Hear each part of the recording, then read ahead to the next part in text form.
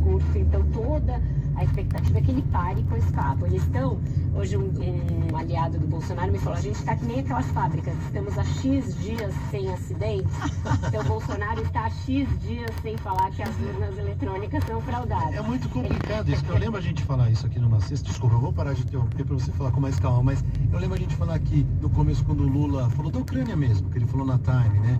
A história do presidente Zelensky, que ser tão responsável quanto o Putin, né? As pessoas aí falavam assim, o Lula tem que parar de falar essas coisas, mas ao mesmo tempo o forte dele é a espontaneidade. De alguma maneira, pro lado do Bolsonaro vale a mesma coisa, né? Quando que a força vira fraqueza. Já chegou no limite, ele já ganhou todos os eleitores que ele iria ganhar, e esses que acham ele o máximo por ele ser espontâneo, não tem outro para votar, vão acabar votando nele. Ele, para se viabilizar, como mostra esse próprio Datafolha, e aí tem os outros dados, né, que hoje foram esmiuçados. Por exemplo, quem ganha Auxílio Brasil, 55% votam no ex-presidente Lula. Bolsonaro precisa crescer nesse público. Para isso, ele fez um investimento grande agora, aumentando o Auxílio Brasil. Para ele crescer nesse público, não adianta nada ficar falando de urna. Essas pessoas não querem saber de urna. E ele ainda é muito rejeitado nesse grupo. 52% dizem que não votariam nele de jeito nenhum. É como se ele tivesse feito todo um investimento, literalmente, porque custou bilhões no orçamento isso. E esse público continua votando no Lula. O Lula criou uma frase muito inteligente quando ele esteve em Pernambuco e foi: pega o dinheiro e no dia da eleição dá uma banana para esse pessoal. Parece que é isso que o eleitor está fazendo, Carol. Agora, Vera, na semana que vem tem as entrevistas dos presidenciáveis no Jornal Nacional. O Bolsonaro disse que vai.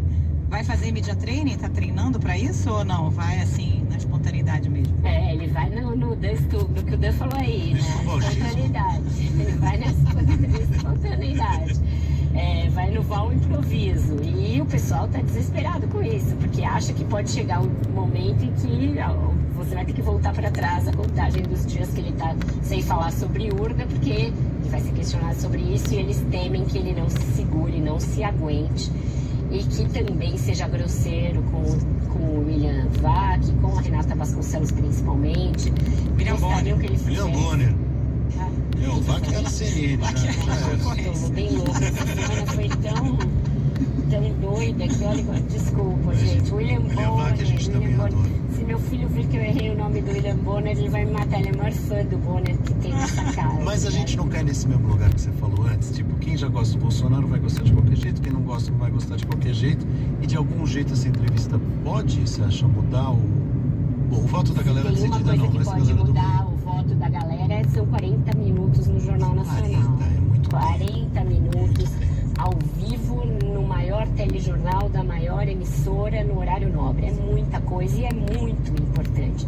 Você vacilar num momento como esse pode ser muito grave. O Bolsonaro acha que se deu bem em 2018 porque ele lacrou para cima dos jornalistas e aí ele ganhou um voto. Mas é aquilo, ele era iniciante e ele ganhou um voto. Ele começou a construir aquilo que levou a sua vitória em 18. Esse eleitor, ele mais ou menos já tem, alguns ele perdeu, mas ele agora é o presidente da República. Ele tem um legado aí na presidência para defender.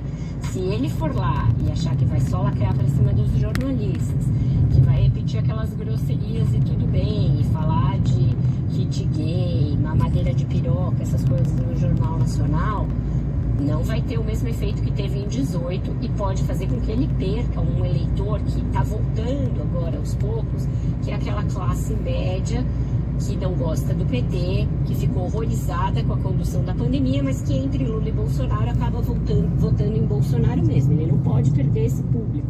Então tem muita preocupação no QG da campanha e ele se recusa a fazer esse media training, diz que vai ler todo espontâneo, e tem uma dúvida também quanto ao debate da Rede Bandeirantes, que é no dia 28, e não é só da Bandeirantes, é um pool, Bandeirantes, TV Cultura, Folha de São Paulo e o UOL. O ex-presidente Lula já meio garantiu que vai, porque esse debate atende aquele critério dele de fazer pool, e o Bolsonaro tinha dito que quando Lula fosse, ele iria. Mas agora os ministros, os assessores, o marqueteiro estão dizendo para ele não ir. Acontece que se ele não for, como a sua assessoria participou das reuniões, inclusive da última em que foram seladas as regras, etc., vai ficar um púlpito vazio, com o nome dele lá. Então, também tem risco nisso. Tem gente dizendo que ele está dizendo que vai, que ele se vira, mas tem um temor grande na assessoria do Bolsonaro também com esse debate, e o aconselhamento era que ele não fosse, que ele fosse ao Jornal Nacional, escolhesse mais 1 ou 2 veículos amigos para ele e não fizesse debates no primeiro turno, deixasse para fazer debates no segundo. E mais, eles lançaram lá uma ideia, o Bolsonaro mesmo falou nessa ideia, que ele gostaria de ficar mano a mano com o Lula, que ele não quer debater com um monte de candidato nanico, que ele acha que os nanicos vão se unir contra ele. Que monte, gente, então, só tem mais 2, né? Tem o Ciro e a Simone Tebet, o resto não porque o debate, né? São 6 candidatos, Carol. Ah, e depende do debate, cada um tem uma regra, né? Soraya Tronic e Luiz Felipe Dávila também estão nesse debate. Então, é verdade, não, eu tava pensando no outro, aquele que foi cancelado, eram só os 4 primeiros. Você vai estar lá, Vera? Você Estarei lá, fazendo pergunta. Vamos ver se eles estarão. Eu sei que eu estarei, eu não sei se agora eles seria estarão. O primeiro debate dos dois, né? Na primeira vez, seria, né? Seria e será. Esperamos que eles vão, mas tem todo esse mistério, se Bolsonaro vai ou não. Ele chegou a pensar em propor a realização de um debate-cast. O que seria isso, Carol?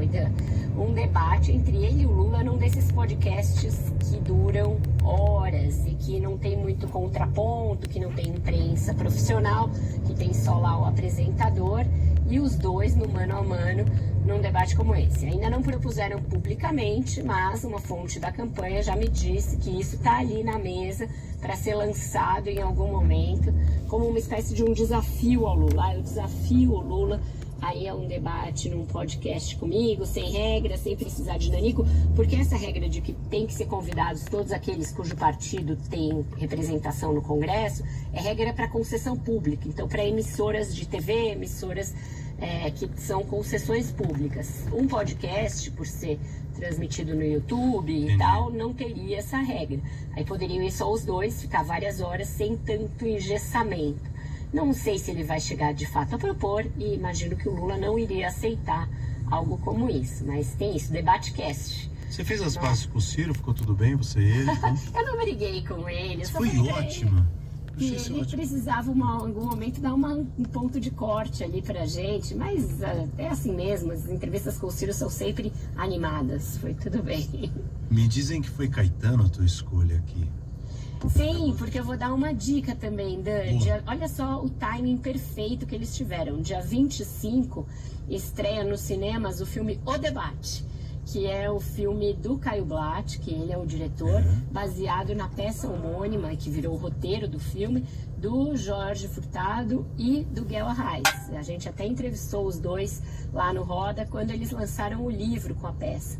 E agora está estreando o filme, um filme rodado aí bem rápido, num esquema de cooperativa. O Jorge diz que foi um esquema de cooperativa e é um libelo deles em defesa da democracia, em defesa da necessidade de que haja debates. Então o timing é perfeito, eles